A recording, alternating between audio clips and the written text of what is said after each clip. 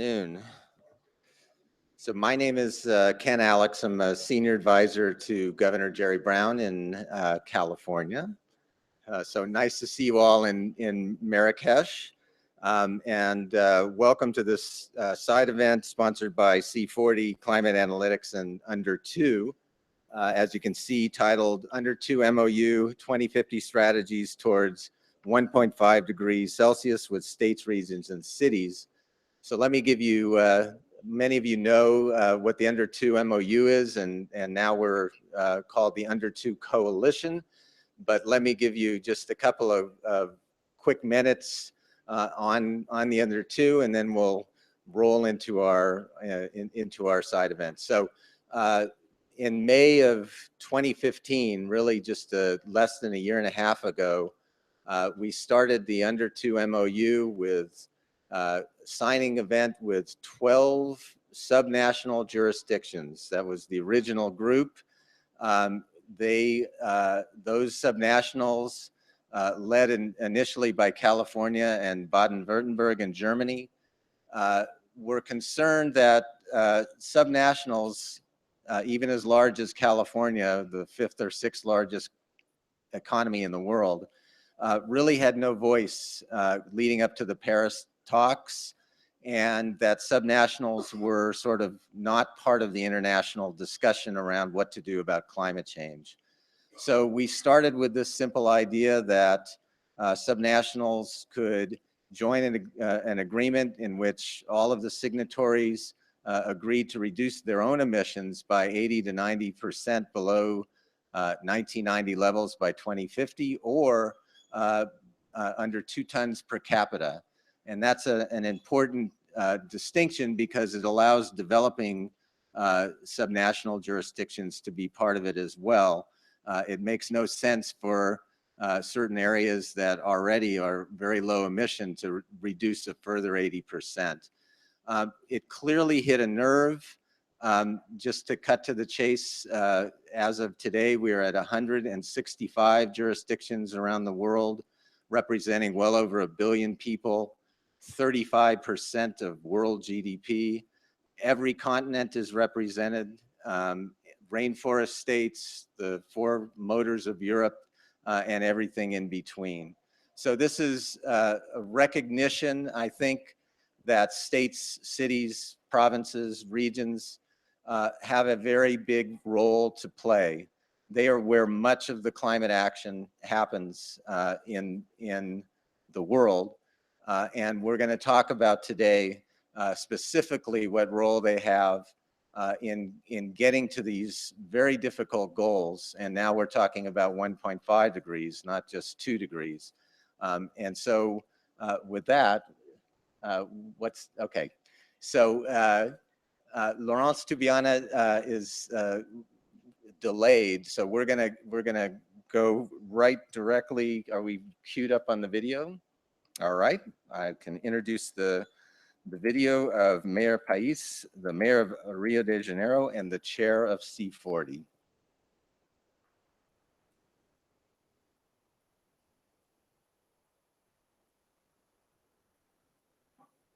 Dear friends, as nations meet again in the wonderful city of Marrakesh, I'm honored to celebrate the entry into force of the historic Paris Agreement on climate change. The big step forward is just the beginning. The world is waiting for us to demonstrate that transformation is possible.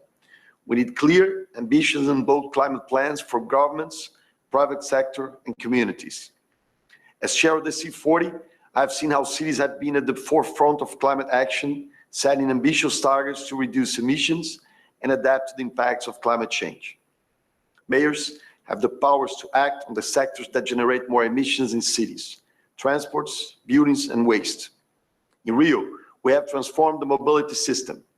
We opened BRT corridors, doubled bicycle lanes, and installed a waste treatment center to burn biogas. In October 2015, we developed a vision for the next 5 decades, in which we aim to become carbon neutral by 2065. By 2020, we will expand reforestation by 40% outside preservation areas, and we shall cut waste disposal by half in 2050. We know that decarbonization is the only way to keep the global temperature rise to 1.5 degrees. I'm very pleased to announce in Marrakesh that C40 is joining the 2050 Pathways platform, a city organization committed to deliver our long-term goals. This will help us to achieve the transition to a low-carbon economy and save our planet for the future generations. Let's act together. Okay, so that sets the stage. One of the world's largest cities taking on a huge set of goals for 2050. So let me now call on Dr. Bill Hare. Some very relevant research about the relationals and countries' NDCs. Bill? Great.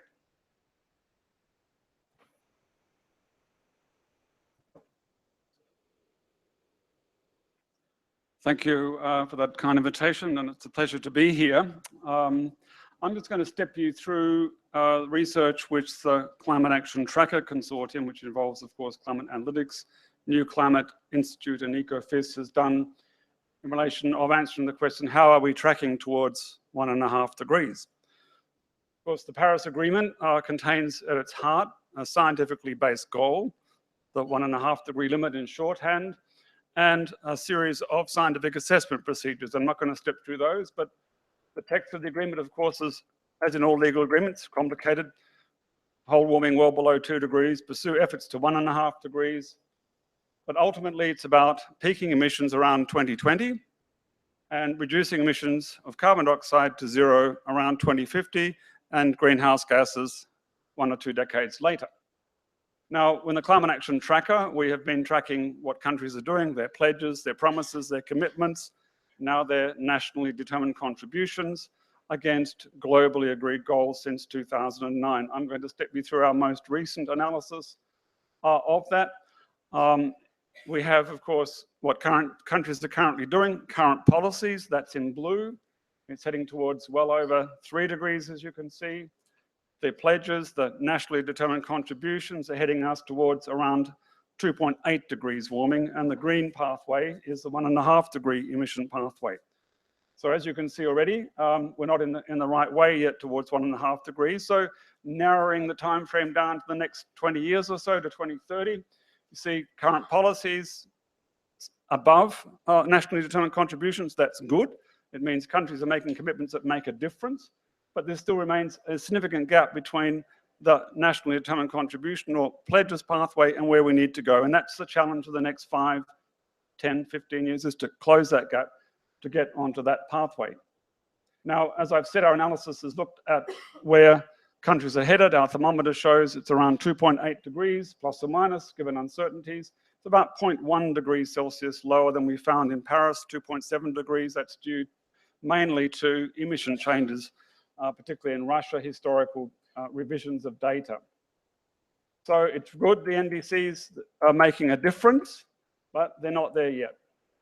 So looking at where we stand globally, here's a map of the countries that we analyze. In green are the countries that can be rated sufficient. That means they're taking action which is consistent with a below 2 degrees pathway.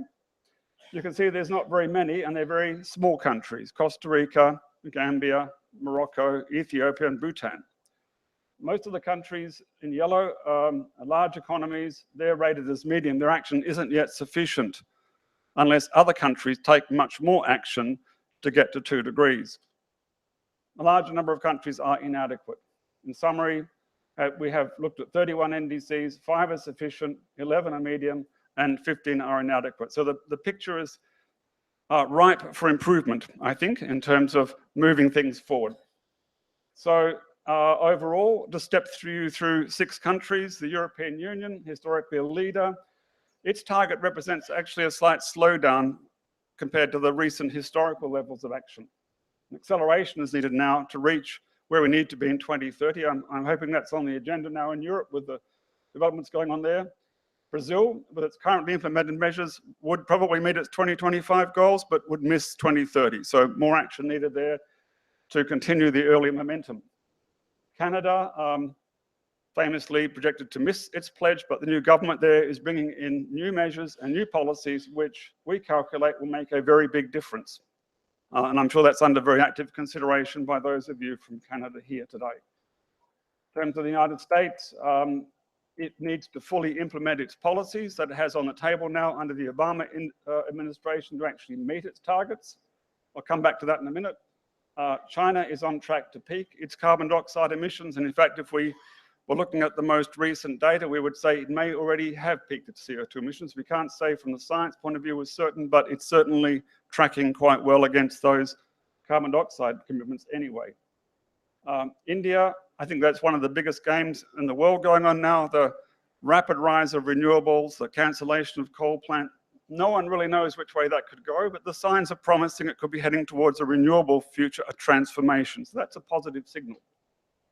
Now, of course, what about the turbulence from the United States? Without naming anyone, if the new administration were to step away from the clean air, the climate action plan and the clean power plan, we would go from the lower curves, which are beginning to get into a 2-degree pathway, towards a flattening off of emissions. That's our first estimate that we could make on the data available to us. So a large gap would begin to emerge between what the US has promised to do and what it needs to do and where it would head. So it would make a big difference. The question is, can we still achieve 1.5 degrees? From the science point of view, yes, we believe we can. There are very strong tailwinds out there right now for climate action. They're technological tailwinds, the rapid growth of renewable technologies, the rapid growth of markets for electric vehicles, their uptake in countries from Norway to China, and also a fundamental change in the geopolitical forces at work. Now, China is a much bigger economy, much more influential than 15 years ago, the last time we went through this particular experience with the US walking away potentially from an agreement. So I think that it's unlikely to me, looking at the whole picture, that the system can deflate. But it does depend very fundamentally, as the IPCC keeps saying in its reports, political commitment and direction is very important to keep these policies and these technologies going. So that's a message to those of us who maybe are not in the United States about the next few years.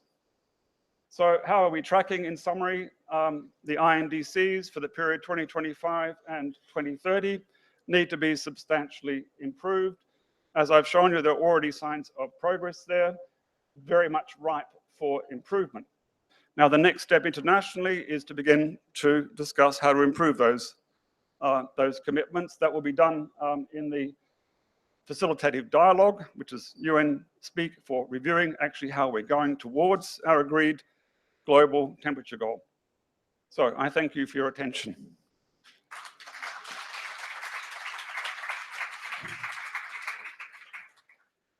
Okay, so with that, let me bring forward our distinguished panel to come and talk about the role of states, cities, and regions. So start with Premier Philippe Kiard of Quebec.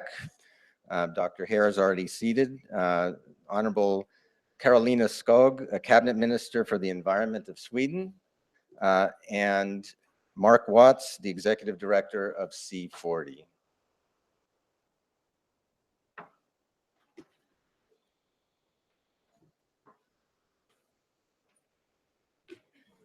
Okay, is this, okay, thanks. All right, this is a very distinguished panel, and I wish we had a little more time, so we'll jump right into it rather than hearing me.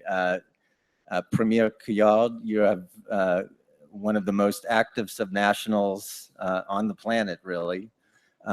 Talk to us about why that's important and what the role is in relationship to the national government.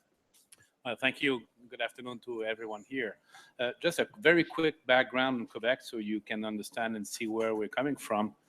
Quebec has been blessed by geography, one would say, with the current climate change initiatives that are going on, because 99% of our electricity is made of renewable, mainly hydroelectricity, a little bit of wind, a little bit of biomass.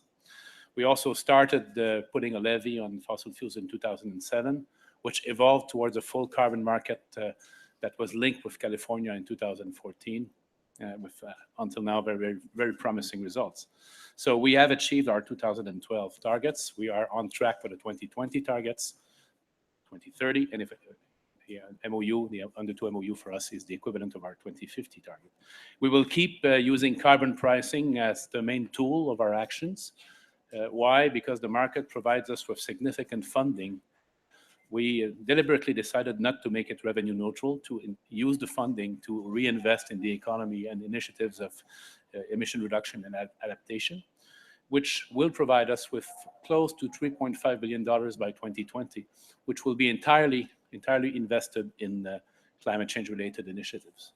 45% of our emissions now come from the transportation sector, so not surprising to hear that 2/3 of the green fund coming out of the carbon market is pre-allocated by law to the transportation sector. And of course, the building element, the building efficiency, also part of the equation is important.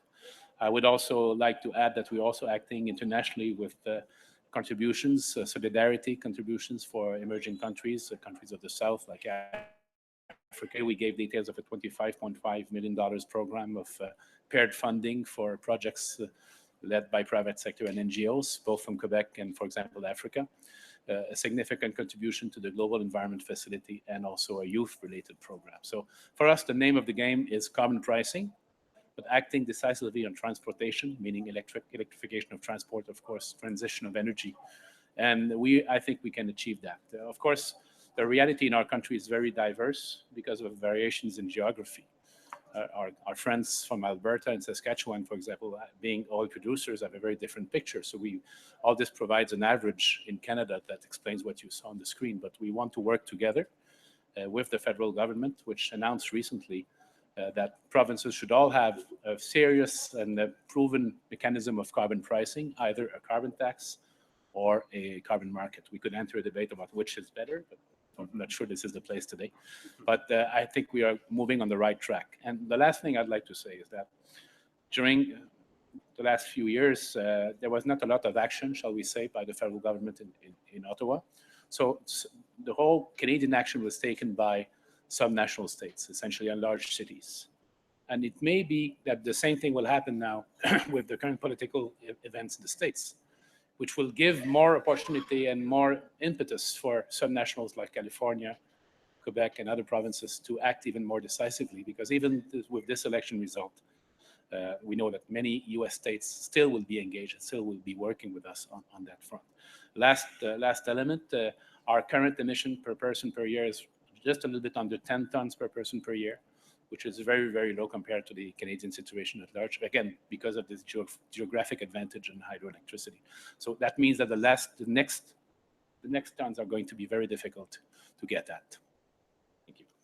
So let me underscore what a great partnership California and Quebec have had, not just around markets, but very much the market itself has, I think, been a very bright spot around the world. So let me take a quick break from the panel because we have a special guest that I want to, who needs very little introduction, if any at all. We're honored to have Professor Laurence Tubiana here to give some quick remarks. For those of you who don't know her, her official title is French Ambassador for Climate Change and High-Level Climate Champion of France. Now, for some people, you might raise an eyebrow at that title, but I think for Laurence Tubiana, perhaps it's an understatement. Perhaps it should be Climate Hero, as one of the primary architects of the Paris Agreement. So it's my great honor to introduce Laurence Tubiana.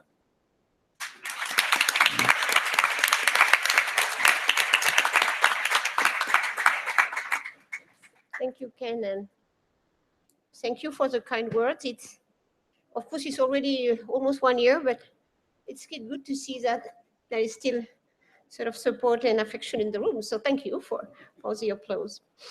I was very keen to come to talk to you today. The first, of course, major reason that united us there is that, and I explained that to some of you already, we are now faced with the moment of the truth of the Paris Agreement. The Paris Agreement was the philosophy behind that, and I think I have had different opportunities of some of you to explain it, is really based on the idea that it is not only a government compromise, a compact, is a commitment of many actors looking in the same direction, aiming at the same goal.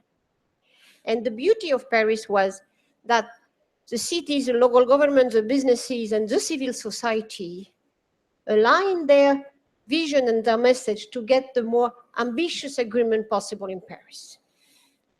Then the underlying philosophy was the resilience, the effectiveness, the capacity to implement Paris will not rely on a particular mechanism of the Paris Agreement, but the willingness, the capacity, the ingenuity, the creativity of many actors, again, sharing the same goal.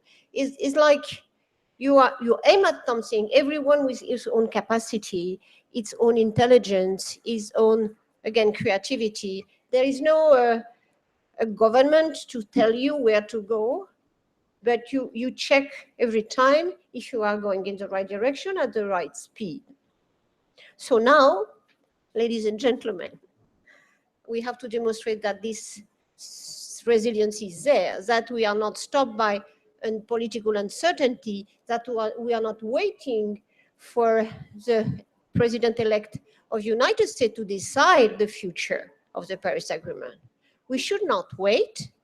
We should not doubt. We should not hesitate in any element or speculate about the impact. We should just go, continue, and even at more speed than anticipated. So that's a more important message I can get you. And I would like you, in the next 3 or 4 months, that we elaborate a clear vision, a clear strategy to communicate this determination to the world, to the international community, to the local communities, that you perceive what it is happening. We need that communication strategy. We need, in the next 3 or 4 months, to demonstrate that there is a total unity, not a unity because we are like in an army, but a unity in a purpose, a unity in the vision, the unity in the goal. So think, there is no immediate response. What could you do at the C40, in the under 2°C MOU, in the other networks of the local governments? What will be the way to express that commitment? And in a way, strategize between the very dense and organized networks of how best do it during, again, the next 3 months.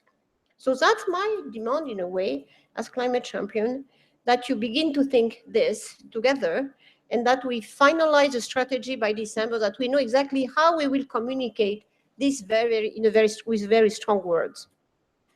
Then, on the practice, we have, in a way, a very important milestone in front of us, which is a moment where government, but I hope as well local government and civil society and the private sector and the financial community would gather in 2018 to just assess where do we stand, and to prepare for that, to know how we can advance the action and accelerate it.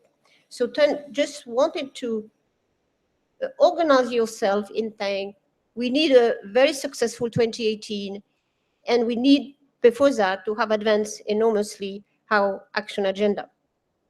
Of course, the rule book of the Paris Agreement should be finalized by 2018.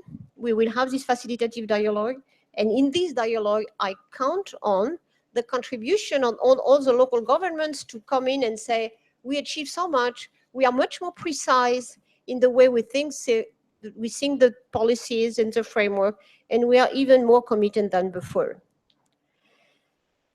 On one side, and I have been calling in different settings, local government to support government to implement their national determined contribution and to be even more ambitious before 2020, if they can revise them.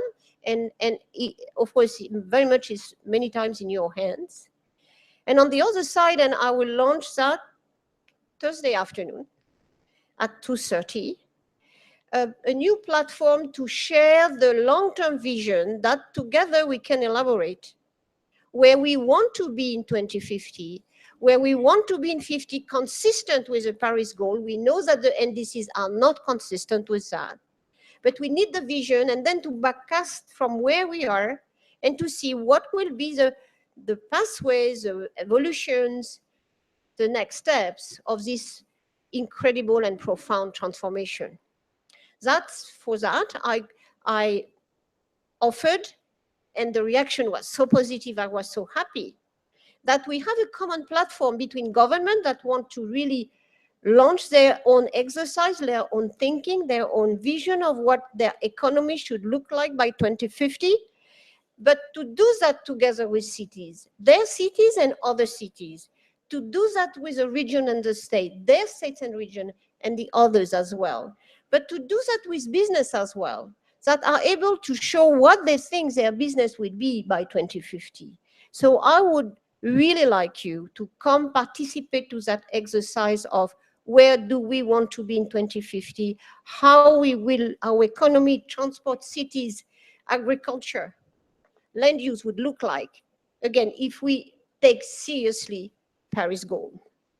So I wanted just to give you these three messages. One, just we go on and we say it very loudly. Second, support government that they can do what they promise and they have now to deliver, and they don't need to wait 2020 to do that. And finally, that we have to think far together to see what kind of vision we can construct and give the citizen back the project, the vision they need to really aim at and to support you in your capacity of transforming your cities, your region, and your territories. Thank you.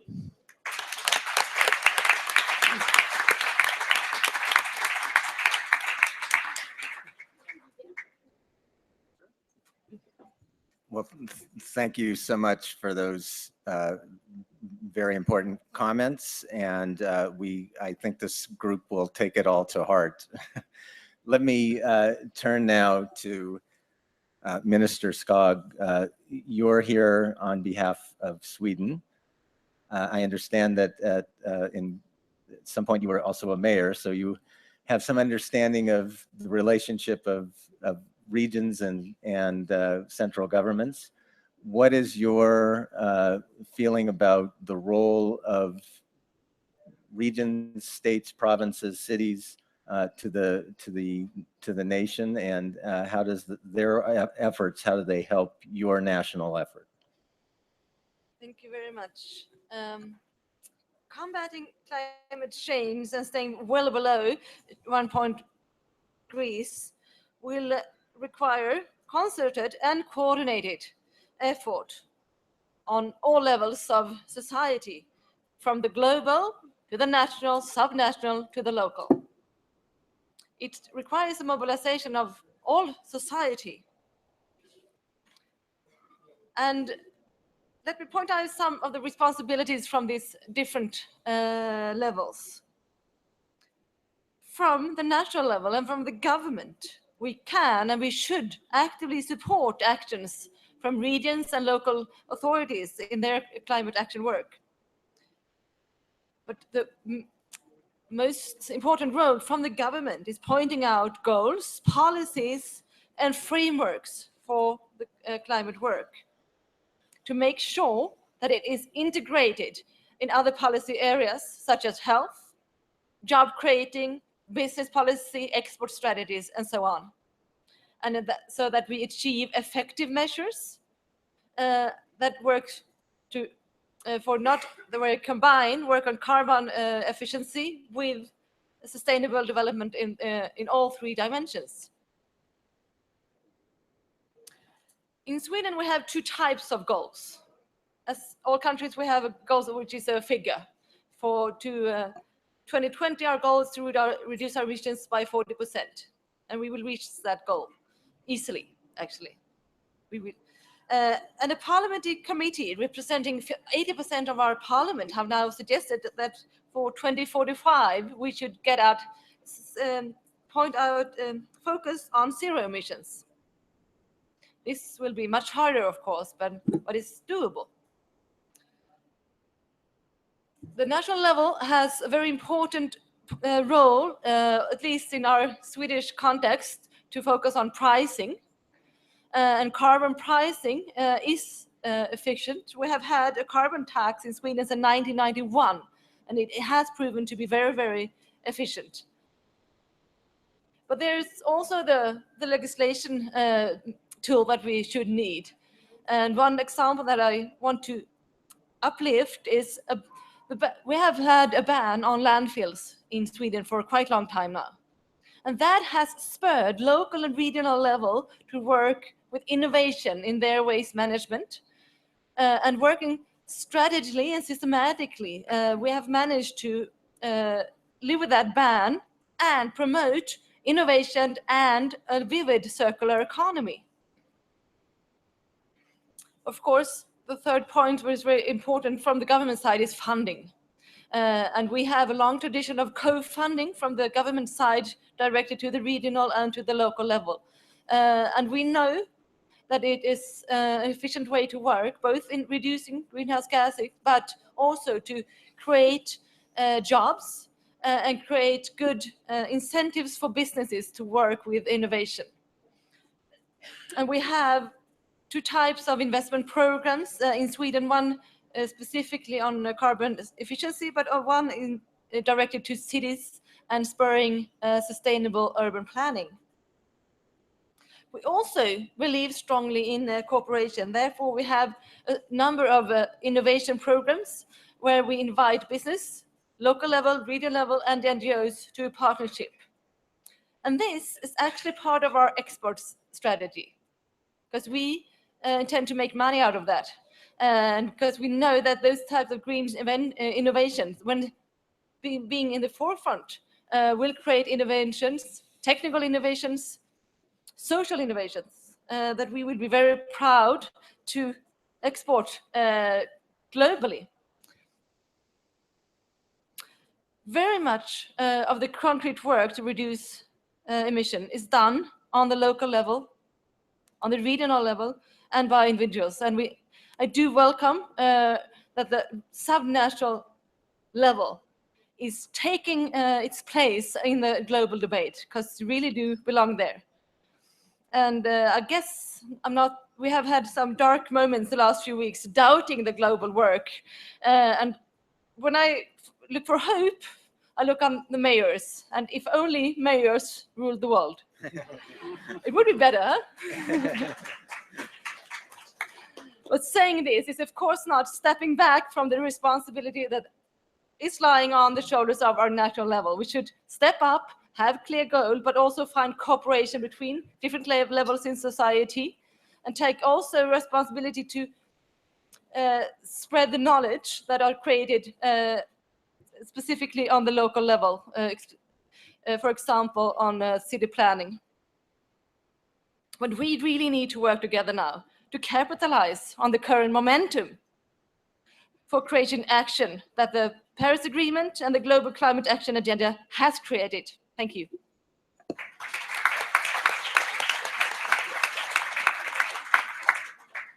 Thank you.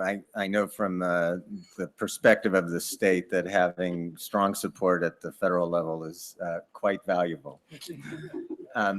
Mark, very ambitious goals to get to 1.5 degrees. How are your organization and the large cities around the world that you represent, how are you thinking about getting there? Well, I think to start with a negative, actually, that it is what's not lacking at the moment is impetus. And I think first of the work that Laurence and colleagues did with the Paris Agreement gave tremendous momentum last year. But actually, from conversations with mayors over the last few days, what Bill referred to as the turbulence in the USA of the last week has just created even greater resolve at the city level that they need to take leadership. I think a lot of our members would love to rule the world and would welcome that opportunity. But also, we now pretty clearly know what will be the benefits of getting on that 1.5 trajectory, of moving decisively to a low carbon economy, and the collaboration is in place at the city level between cities to create the level of ambition, the confidence that it's possible to move very swiftly towards a low carbon economy. What's needed, and what we're very much working on with many of the partners here in the room, is firstly the knowledge, the detailed knowledge of what a route map to 1.5 degrees would look like. And we heard from Bill what the gap is with the current NDCs. C40 will be publishing in a couple of weeks' time at our summit in Mexico City a first cut analysis of that route map for C40 cities. And this is 86 members in the C40, which represent about 600 million people. Just over 20% of global GDP is created in those 86 cities. So it matters what they do. And I can't kind of say what the analysis will show, but what we're looking at is first the total GHG reduction needed across all of the C40 cities, targets for 2020, 30, and 50. And then all of that will be public. Privately, we will provide every mayor with an individual route map for their city, so that there is a target that they can then judge their own policies against. What I think is fantastic about this meeting and the organisations on the panel, that's what we think we can do in C40, but it's the collaboration with other actors that's going to really make it possible to deliver on that agenda. And firstly, getting the synergy of policy between at the state and region level in the city and the federal level and the city is so important. I can tell you with a very rough calculation, we think only a quarter of the commitments made by our member cities are included in their respective country NDCs. So there's a chance for greater ambition straight away by recognising what the cities are committing to do. Greater support on regulation. So one thing that's really taking off in C40 cities at the moment is a willingness to drive diesel vehicles out of our member cities altogether. We could have some great combination with states and regions and federal governments over that. And of course, finance, which I have to mention. Our calculation is of the 11,000 climate actions that our members have taken over the last decade, 3/4 of them, 75%, have been directly funded from city revenues. Clearly, that can't carry on if we're really going to get on a 1.5 degree trajectory, because the city coffers just aren't big enough to deal with it. Great. Amazing agenda, really. Bill, can states, regions, cities make up the difference in the NDCs that you identified? Well, yeah, I think if you look at, let's say, economic history, the cities are often one of the prime movers of innovation, economic development and growth. And there's no doubt in my mind that the 21st century is going to be dominated around innovation to ultimately reduce to zero emissions and below. So I'm convinced that the political momentum we're seeing from the cities now cannot just change cities for the better in the short run, but also begin to drive centres of innovation and employment and economic growth responding to the climate challenge. So I think that's the way I see it. Cities are moving now. They're going to make it easier to ride through the turbulence that we've talked about. With that momentum, with their publics behind them, they're going to make the cities more livable, and in the end, they're going to generate greater economic opportunities as we go forward.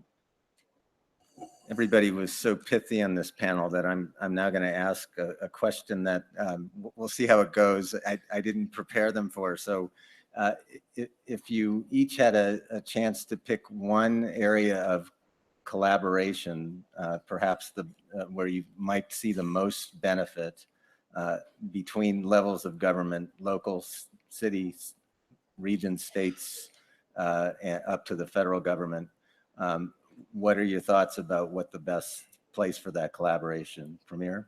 Well, transportation and building codes, obviously.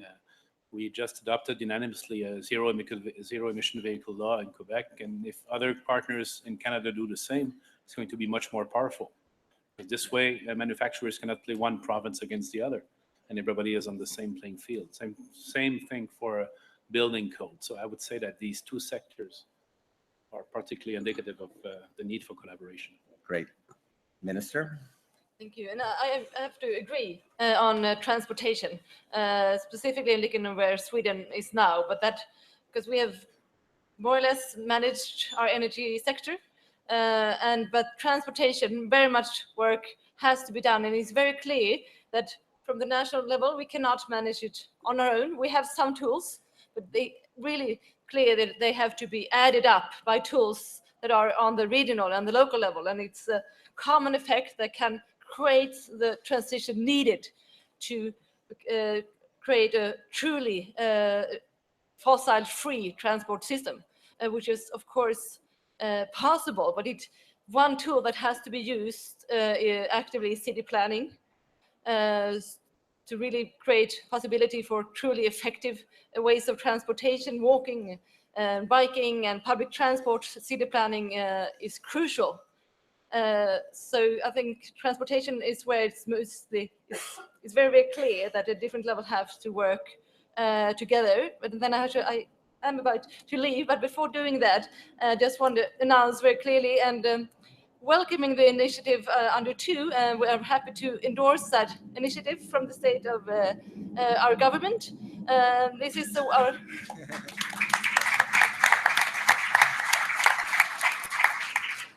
I'm doing so welcoming subnational to the global debate on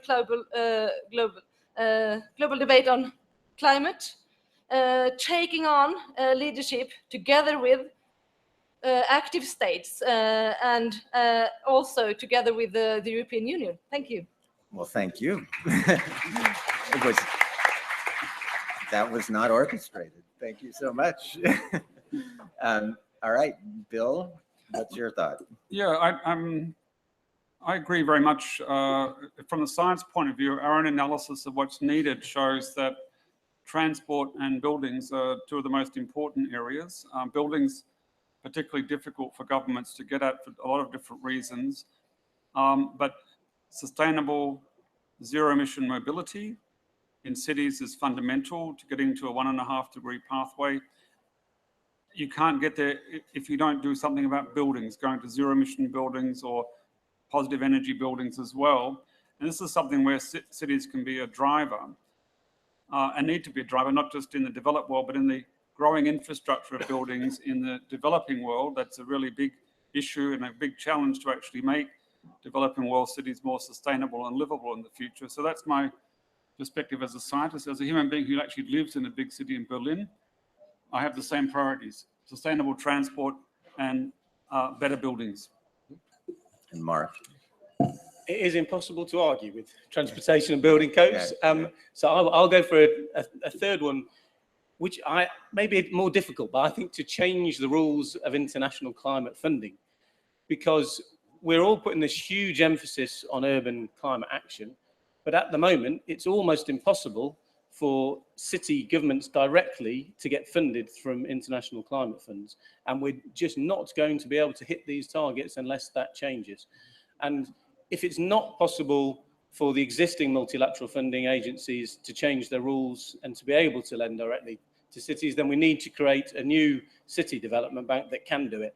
But that's such a major change is only going to happen if there's some real collaboration between states and regions, governments and cities. So that's my one.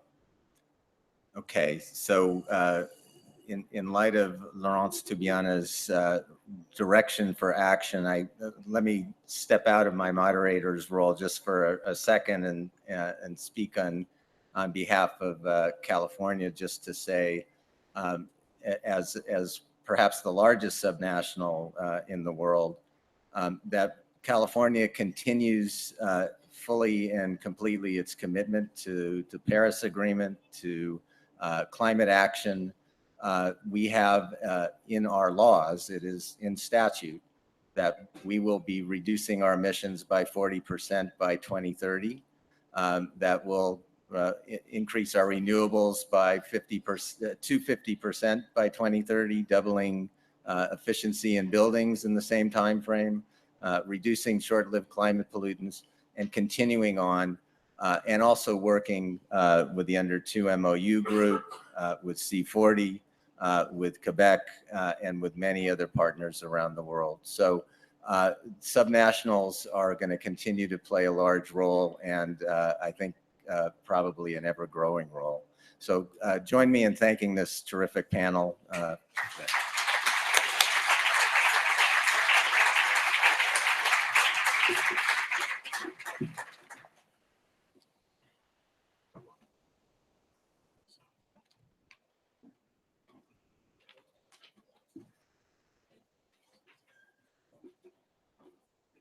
Thanks, Ken, and thank you to all our panelists again.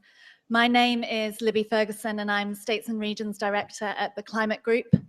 And we are very proud to have Quebec and Premier Couillard as our co-chair for North America for our States and Regions Alliance, and working closely with California on building and pushing momentum of the Under 2 coalition.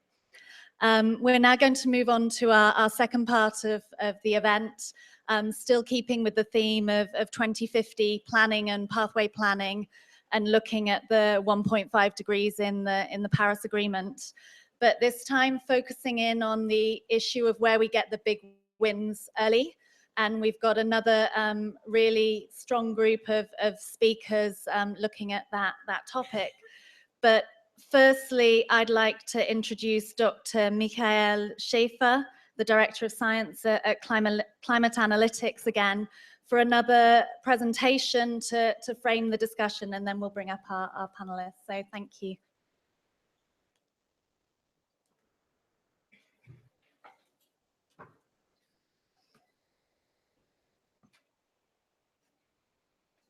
So thank you very much. And well, another welcome then to everybody here today. Following these very interesting statements and analyses by previous speakers, there's a lot in my presentation that I can link back to. Now, we did a lot of research over the past years on 1.5 degrees, both from the risk perspective, climate risks, and as well as mitigation and technologies. And I will be focusing on the latter today to give some further context to what we just heard, but focusing more on individual sectors, technologies, and even interventions. Now, after Paris, after all the previous work in science on 1.5 degrees pathways, it's clear that there's still many questions that remain. And so the research community at the moment is actively engaged in those questions. What do they mean for states, for sectors, and so on and so forth. At the very high level, 1.5 degrees, as was mentioned before, requires a peak in global greenhouse gas emissions by 2020, followed by a rapid decline, in particular in CO2 emissions, to 0 by 2050. And then deployment of negative emissions after the 2040s. And there's, again, a lot of research in this. A lot of these negative emissions are unfortunately required because of insufficient climate action today.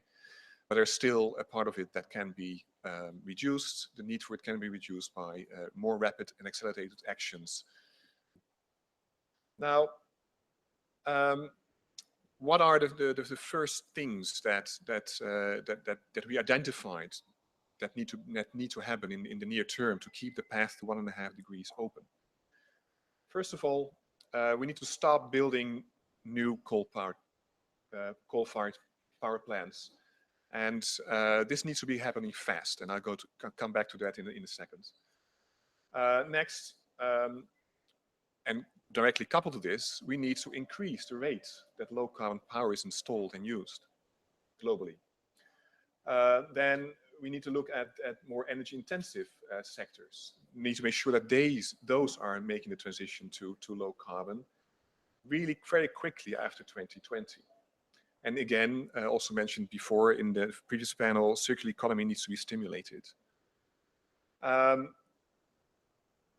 Mobility, transport. This is a major transformation sector, and we estimate that if you really look down at it, it all comes down to selling the last petrol-fired car by 2035.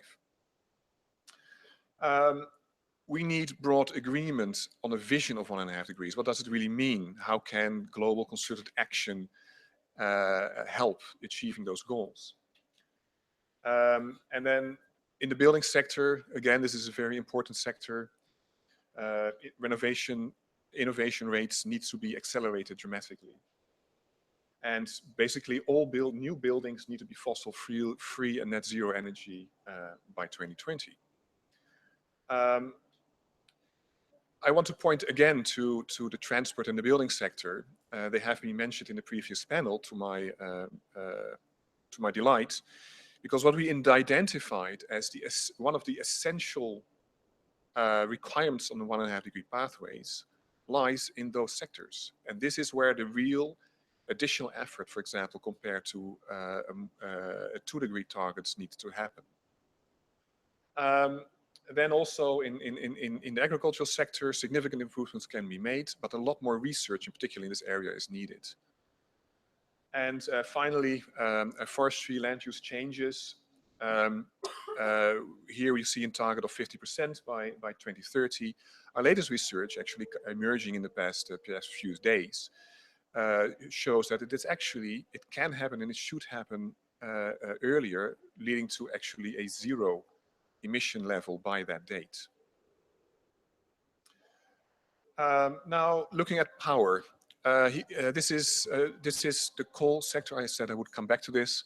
This is global, and we have 2 target pathways in orange and in gray, which shows the emissions in time from the coal part of the power sector. And in the orange, we see a Paris goal of limiting below 1.5 degrees and well below 2 degrees. And the very dark gray area are all the emissions that will come out of existing coal-fired power plants globally.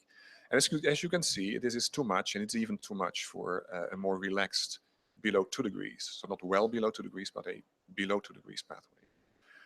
If you add in the light gray the power plants currently being planned, coal-fired, the problem, of course, increases. And then there is another more hypothetical, more uncertain estimate of the effects of announced coal-fired power plants. What this teaches us, obviously, is that not only do we have a problem with existing power plants, but also with additional power plants. And that leads us that no new power plants can be built, and that existing ones probably need to be retired early, or that we need to reduce their utilization rate. Now, this is for us a very important message to investors and policymakers that we will come back again and again in our work in the next months and years. Now, how can this be achieved? Of course, there are many actors involved. There's many interventions involved. Some of them are included here. But instead, I wanted to point that, again, the previous speakers made some very good points there, pointing to carbon pricing, and then also initiatives by countries and states and sub-state actors.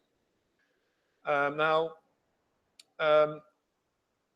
as I said, the 3 essential areas of transformative action that need to have a full 1.5 degrees and that maybe distinguish this most from 2 degree pathways are in these areas. It's a coal phase out early. It's low carbon modes of transport, e-mobility, electric cars need to be accelerated. It's energy efficiency of the building stock. Again, also mentioned by previous speakers.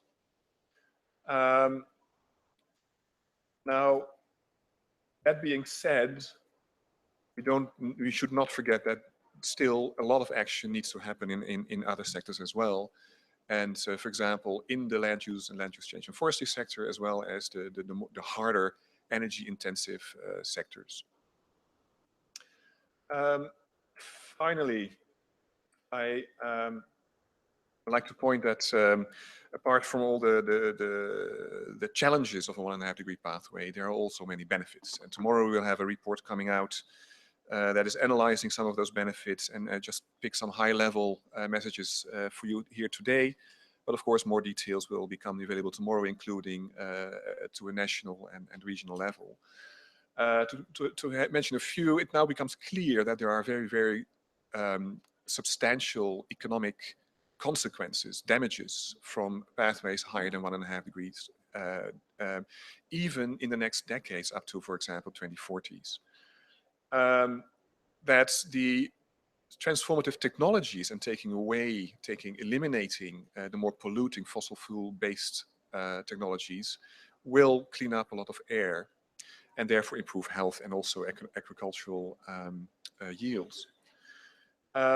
Next, in many countries, the renewable energy industry would be more labor intensive in the country itself rather than in the fossil fuel producing countries. And in those countries, there's a large benefit in terms of jobs. Then a lower dependency on imports of fossil fuels will also have very positive balances on effects on trade balances and on the vulnerability of a country's economy to price volatility at international fossil fuel markets. And then finally, to start answering whether all this is possible, we also point to many developments, and I just again picked one, which is that renewables deployment is increasing rapidly, and in particular in new power capacity installations. And I thank you, Mike, very much.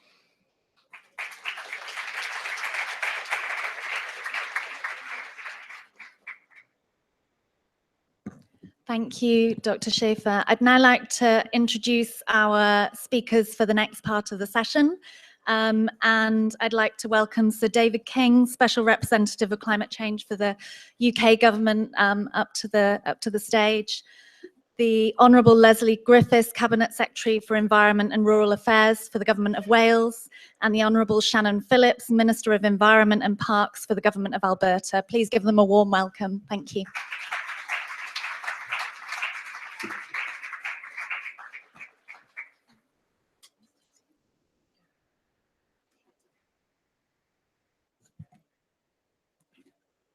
And we have about 30 minutes for this session. I was hoping we can fit in time for Q&A, but we'll see how we go. And I'd just like to thank all the speakers for joining us and offer you the opportunity, and this might be a bit difficult for you, Sir David King, to respond to what you saw of the presentation, but specifically in the context of the energy transition, looking at 1.5 degrees and what that means for you and your government in the theme of energy intensity. Thank you. And let me say at once, it's not difficult because the British government's position is very clear.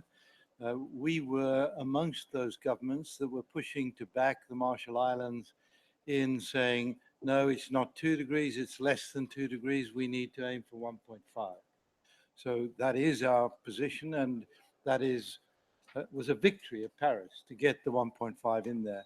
And I say that as a scientist because the difference between 1.5 and 2 is potentially the difference between a manageable situation and a disastrous situation. So we have a tremendous battle ahead of us. Let's kid ourselves, to manage that program. But nevertheless, we need to keep our sights on it. And so I think that piece of what you're asking me is not too difficult. I'm also going to say that, and I like to boast about this, I think the British government is doing and has done more than any other government over the past 16 years. I was Chief Scientific Advisor with Blair and Brown. I've now served Cameron and May through 3 governments. We have all-party agreement in Britain on climate change. We committed ourselves to reduce our emissions by 80% by 2050, back in 2008, with that all-party agreement. And we have carbon budgets going into the future. The carbon budgets mean, and it's the May government, I want to emphasize, no change in policy. The latest carbon budget was approved by the May government in that by 2032, we will have reduced our emissions by 57% compared with 1990 and compared with today's reduction of 30%. So we are en route, but also on the international scene, we created our own international climate fund because we got a little impatient with the rate at which the international fund was being set up in Seoul.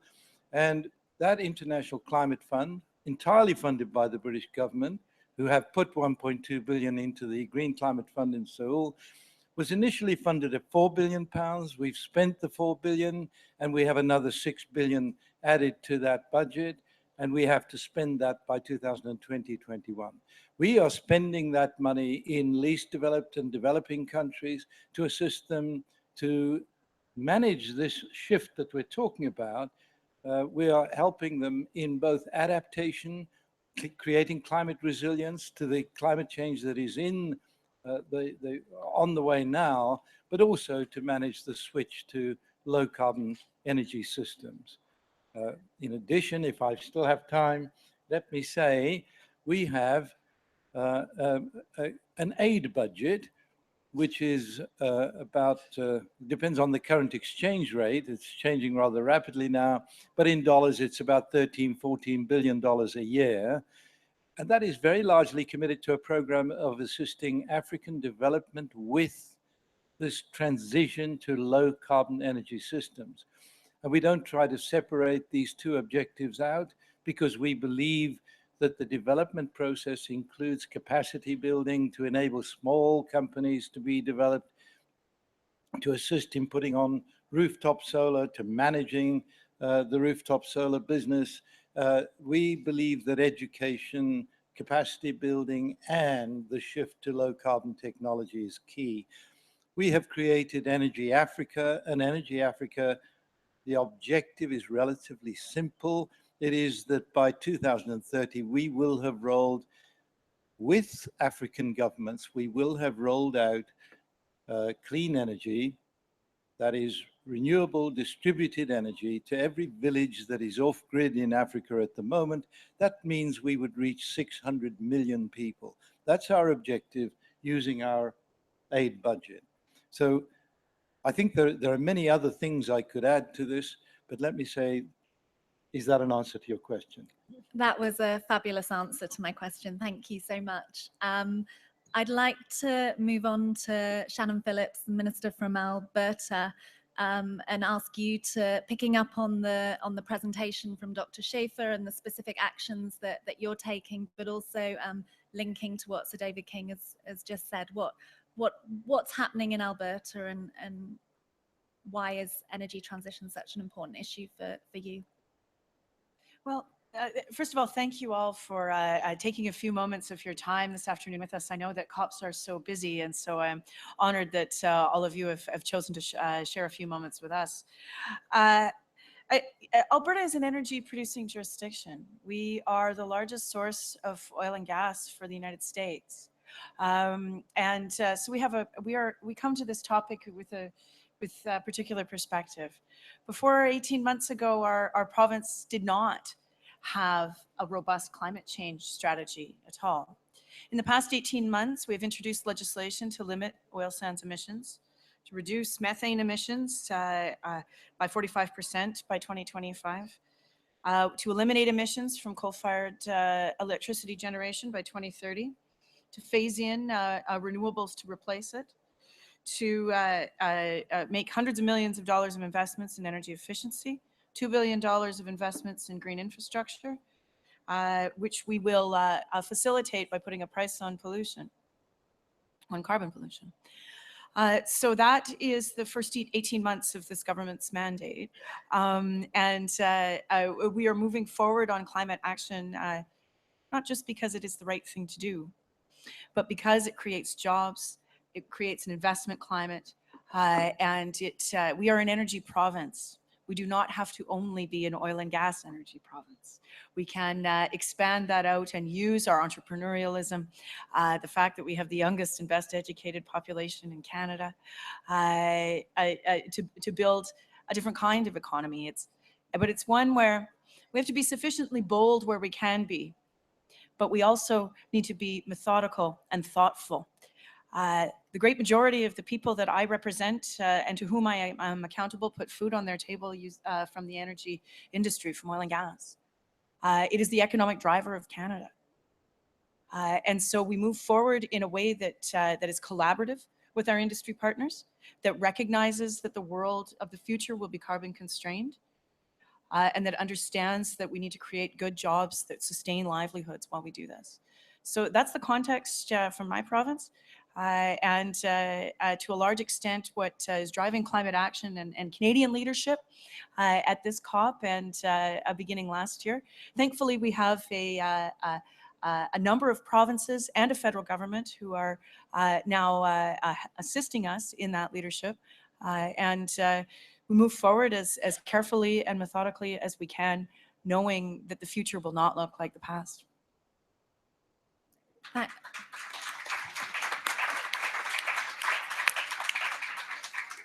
Thank you, Minister Phillips. And I'd just like to say that Alberta joined the Climate Group States and Regions Alliance at COP21 in Paris, and we are really proud to have them as a member and very grateful for your methodical and thoughtful leadership, because it's a really important element for us to be looking at. Moving back to the UK, but a specific part of the UK and the Government of Wales. And so David King mentioned carbon budgets, and I know the Welsh Government's been doing a lot in this area as well. Leslie Griffiths, can you tell us a little bit more about what's happening in Wales? And yes, thank you very much. As part of our journey to a low carbon society and transitioning to there, the last year of the previous government, we had an election in May of this year. We set very much in train the legislation to enable us to do that. So we passed two very important acts. We passed the Wellbeing and Future Generations Act, which is a, sorry, can you hear me now? Brilliant. Can you hear me now? Yeah. The Wellbeing and Future Generations Act, which is a Sustainable Development Act, really enshrined sustainable development as a central purpose of government and public service in Wales. And also the Environment Act, which amongst other things, as Libby just referred to, was a requirement that we have these 5-yearly carbon budgets, and they have interim targets, and that really sets stepping stones so that we can chart the progress that we're making towards our long-term target of 80% reduction in emissions by 2050. We're a very small government, we're a very small country of 3 million people, but absolutely recognise our global responsibility. And our government is made up of 6 cabinet secretaries, so we work very closely together. People have been speaking about transport and buildings and energy as being the important things in this transition to a low carbon society. So it's very easy for me to work with my cabinet secretary colleagues to make sure that they are doing what is required. I myself have building regulations and energy in my portfolio also. So we're just setting up our first carbon budget. I think we all absolutely recognise that we have to do this. We can't afford not to do this. And I think that's a really important message to give out.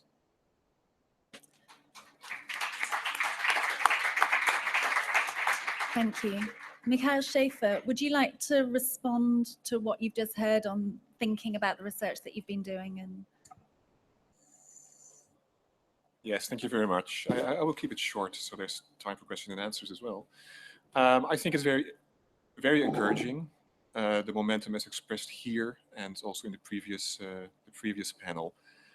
And it's you know it remains an area of major discussion and collaboration globally.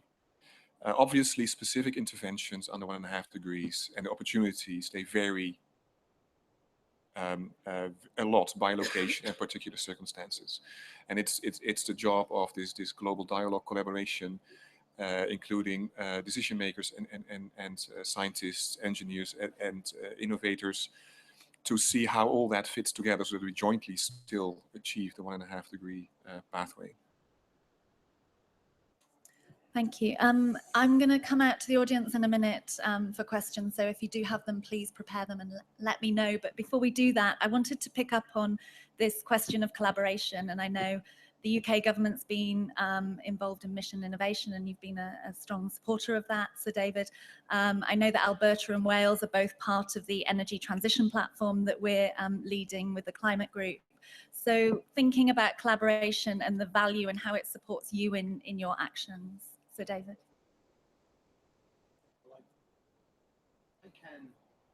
I can claim that 4 years ago I began the project that is now Mission Innovation. It was originally called the Global Apollo Program. Prime Minister Modi was the first Prime Minister I saw about this. He didn't like the name Apollo and changed it to Mission Innovation. Mission Innovation is now up and running. What we have is 23 countries plus the European Commission. Together, those countries, public spending in research, development and demonstration into clean energy technologies is over $15 billion. It's now, I think, just reached $16 billion. And every country that has joined has promised to double the public funding by 2020, which means we're talking about a global budget altogether of about $32 billion a year being spent, public money, on clean energy research, development and demonstration.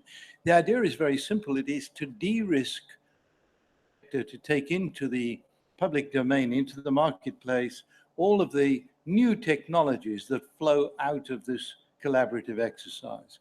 Yesterday, we had a public meeting here at which we launched the 7 aspects of the program that we feel are imperative to get underway very quickly.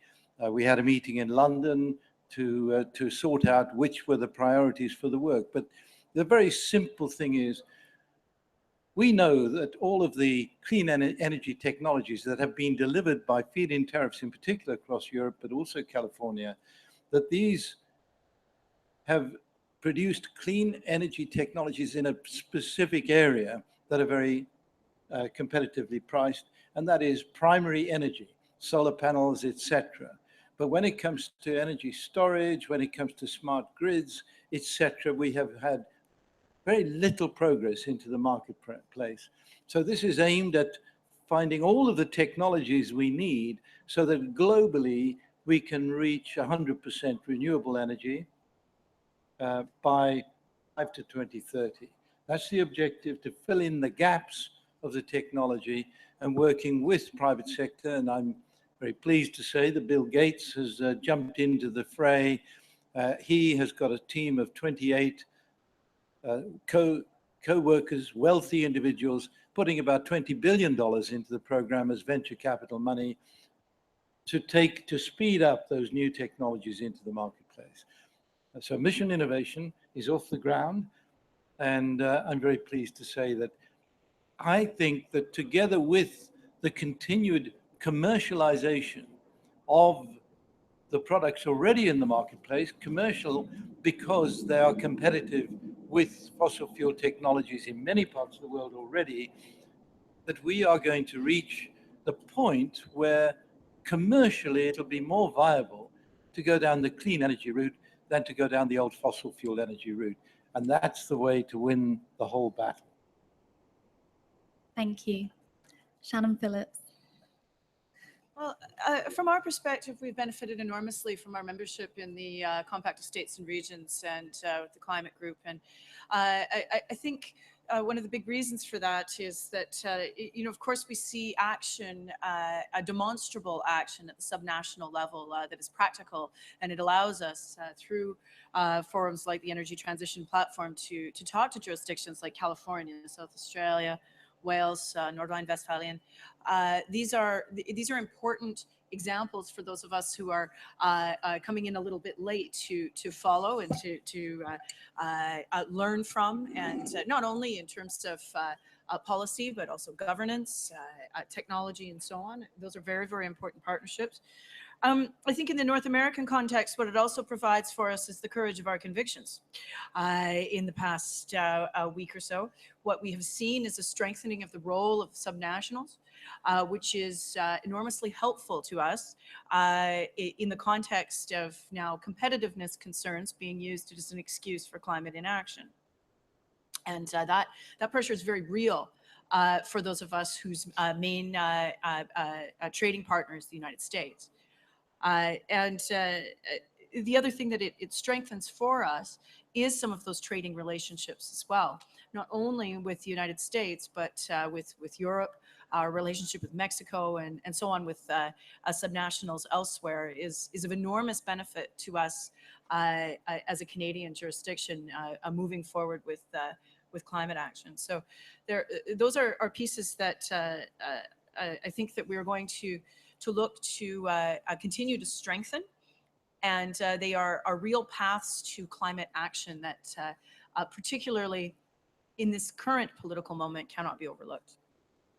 Thank you. Leslie Griffiths. Thank you. Wales has a wealth of natural resources, both on land. We have a very large coastline, and we have significant opportunities for renewable energy. And cross-government decision-making and collaborative work is very important. We don't have all the levers in relation to energy. A lot of those levers are held by the UK government, so very important that we work closely with the UK government. So at the moment, we have a proposal for a large tidal lagoon in Swansea Bay, which again, it will be a decision made by the UK government, but we're working very closely with them. UK government have recently undertaken a review by Sir Charles Hendry into marine technology, and we're awaiting that report, I think sometime, if not later this month, then certainly before Christmas. And it's very important that we have that collaboration if we are, going to make sure that we absolutely reap the benefits of our, vast amounts of natural resources.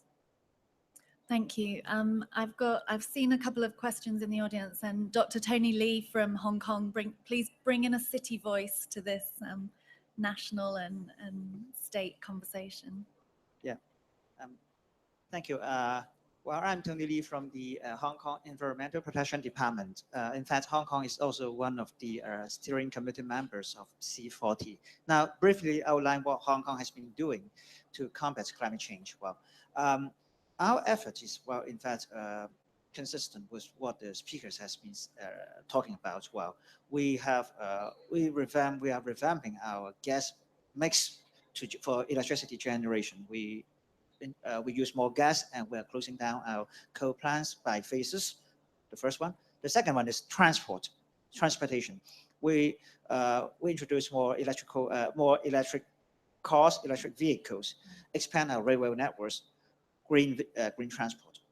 The third one is waste to energy.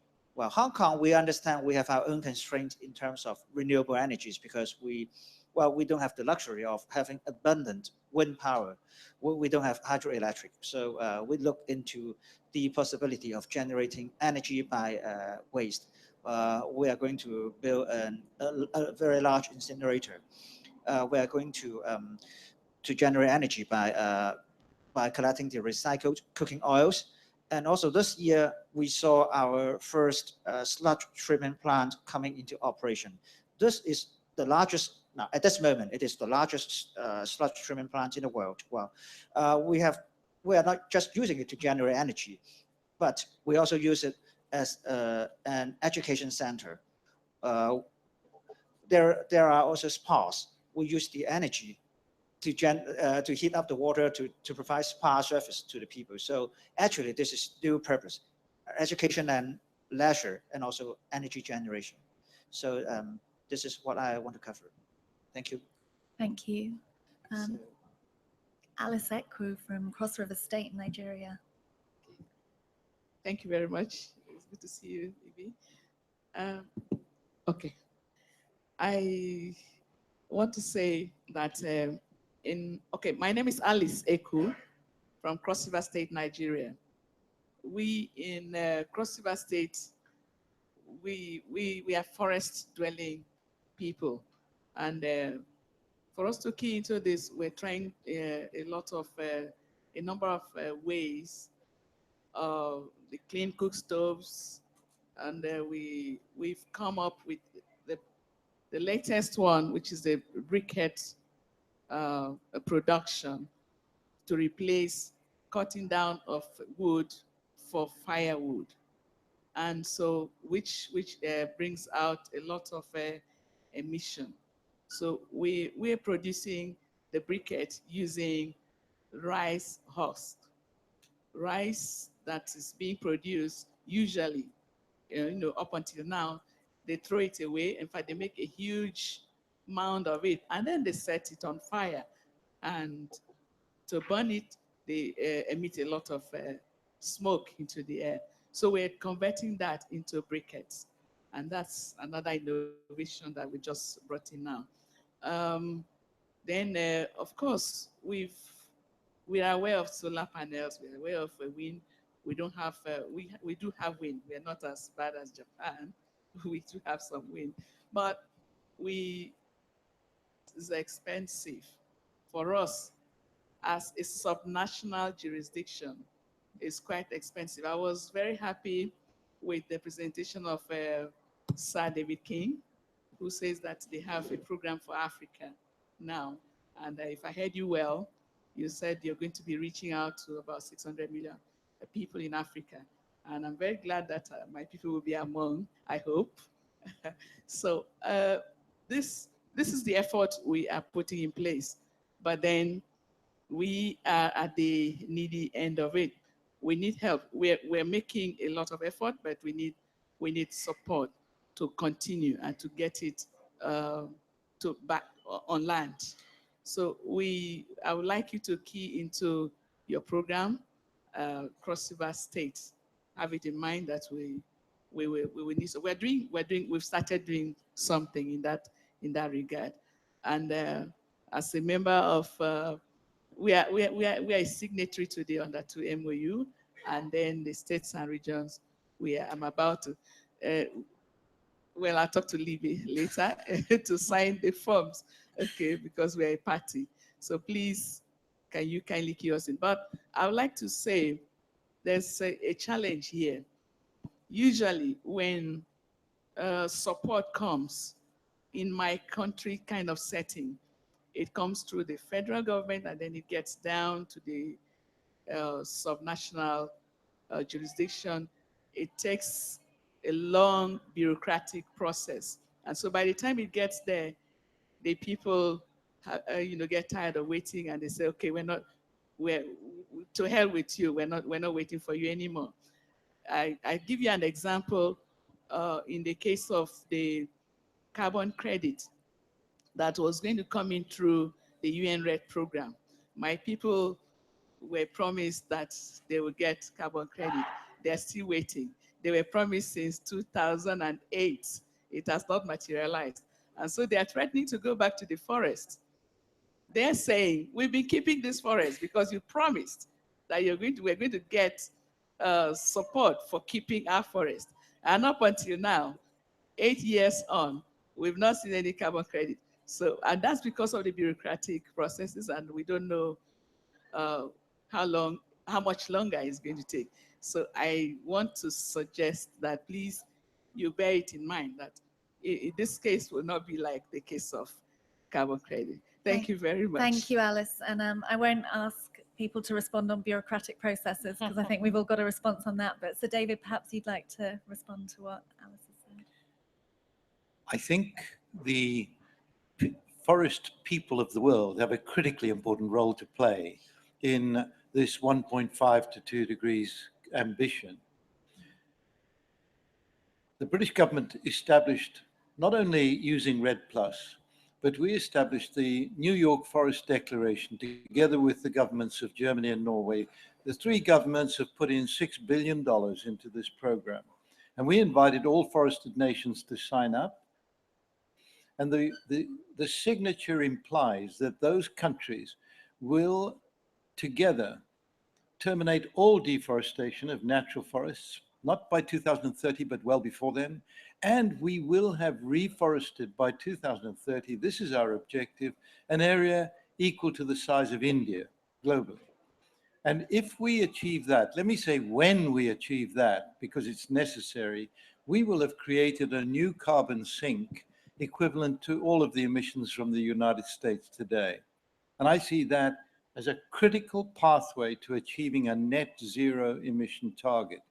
Now, on your very specific point, if Nigeria signs up to this, we have 37 forested nations signed up, and we're already spending money very successfully.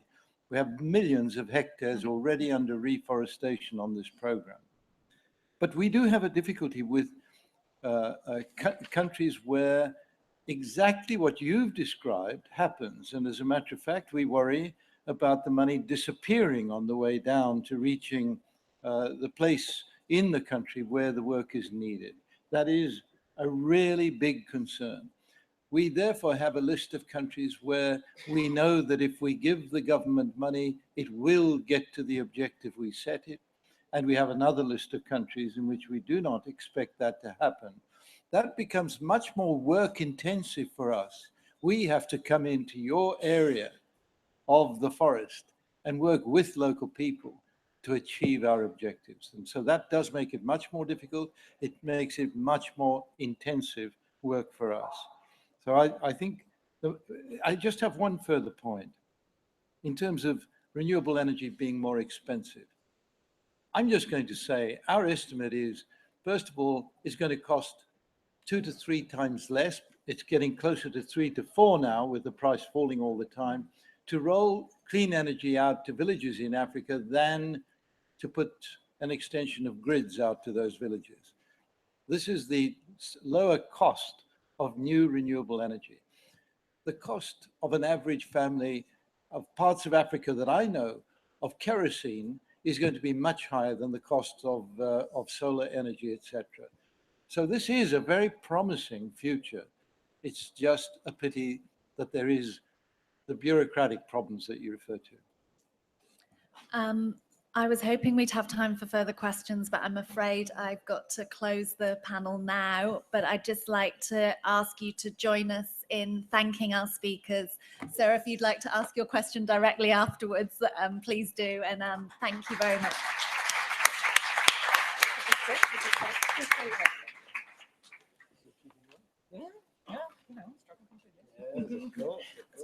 Well, you have a change of government. That's brilliant. Yes, well, since we saw each other last, very interesting. We've got 2 weeks prior since we saw each other last, or maybe a few weeks, right? That's right. A few weeks prior, like a month.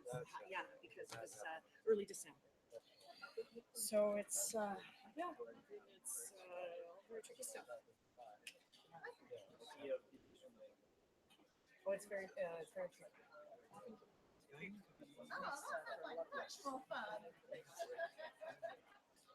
Well, we've got these. That's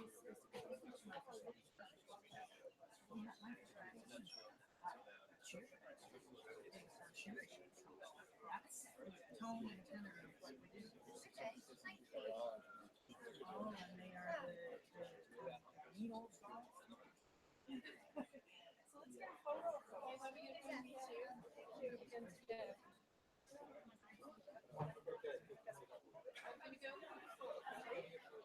Like to get a photo. Right there? Right here? Right here, right now? I suppose the screen would be a bit.